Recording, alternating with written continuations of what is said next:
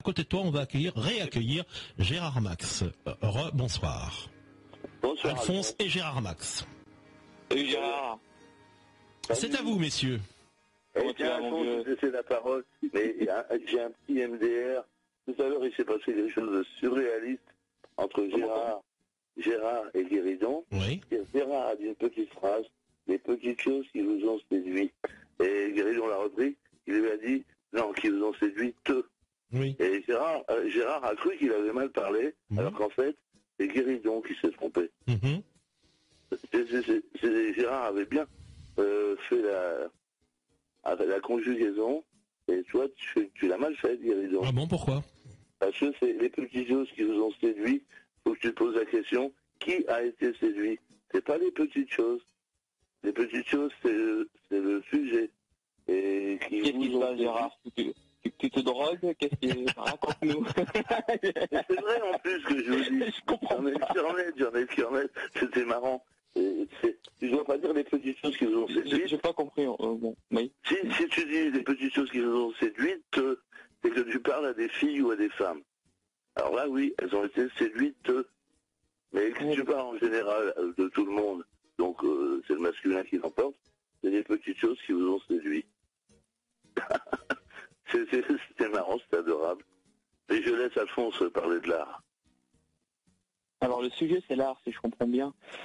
Le sujet, c'est pas l'art. Il y a une question précise de Gérard. C'est est-ce que l'art a pu contribuer, l'art sous toutes ses formes, ou une forme en particulière. Il s'adresse à vous en disant voilà, est-ce qu'il y a un art en particulier qui a contribué à votre émancipation, à une forme d'ouverture vers les autres, je sais pas, voilà. Alors, ouverture vers les autres, oui, peut-être, ça dépend encore quel art, mais alors l'art, c'est la question qu'on pose. Ça peut être de la peinture, ça peut être l'art contemporain, ça peut être tout ça à la fois. Mais ouverture aux autres, je sais pas, peut-être ouverture à soi dans la littérature. Bon, on apprend des choses quand on est dans la dégustation de la syllabe, dans le ravissement des mots. Bon, bah lire des auteurs, des grands auteurs, c'est intéressant. Ça nous permet de penser dans les mots. Parce que ce qu'on croit, c'est qu'on pense de manière autonome, alors qu'on pense dans les mots. Plus on a de mots, plus on pense. C'est une théorie personnelle, après on en fait ce qu'on veut. Et je crois que j'ai pris la même drogue que Gérard, d'ailleurs. Non, mais alors sur l'art en lui-même, qu'est-ce que je pourrais dire? J'ai vu récemment l'exposition de Jeff Koons qui était au Centre Pompidou. Et alors il expliquait l'émergence de la réussite des Noirs aux États-Unis au basket. Et on en a beaucoup parlé, c'est les ballons de basket qui sont suspendus dans un aquarium. Je sais pas si t'as vu ça. Non, du tout. Alors c'est des ballons qui remontent pas jusqu'à la surface, en fait, qui sont suspendus. Et alors en fait c'est une métaphore pour dire que par le ballon, en fait, enfin par le basket, par le sport, il se hisse socialement.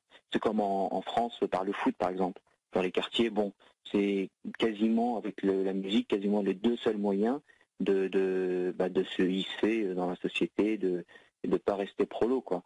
Et alors moi ça m'avait intéressé parce que bon, c'est une métaphore, quoi, en une œuvre. En fait, il explique plein de choses, quoi. Pas besoin de lire des livres, vous avez juste une œuvre et vous avez une explication.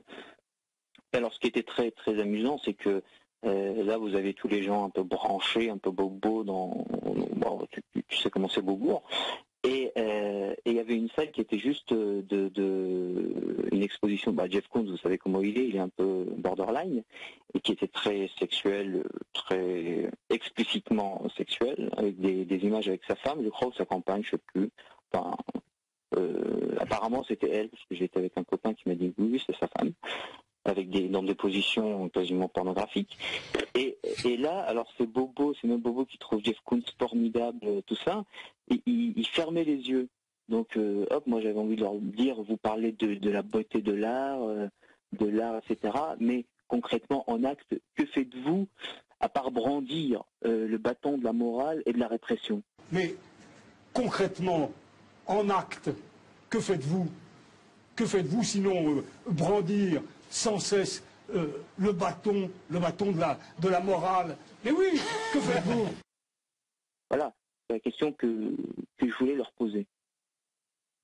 Et tu leur as posé? Non, je n'aurais pas posé. Dommage. Dommage, parce qu'on est frustré là. On aurait aimé avoir la réponse. Oui, voilà, c'est sûr.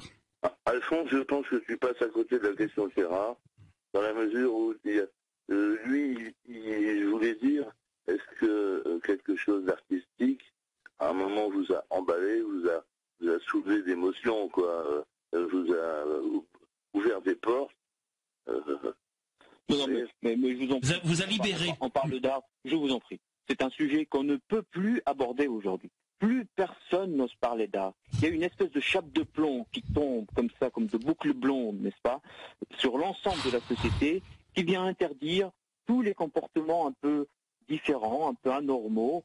Les artistes sont maintenant totalement interdits. Vous ne pouvez plus dire ce mot d'artiste. Enfin, j'ai l'impression, c'est une impression personnelle. Ah bon? Le sexe avec les enfants, je vous en prie. Ce sujet-là est un sujet qu'on ne peut plus aborder aujourd'hui.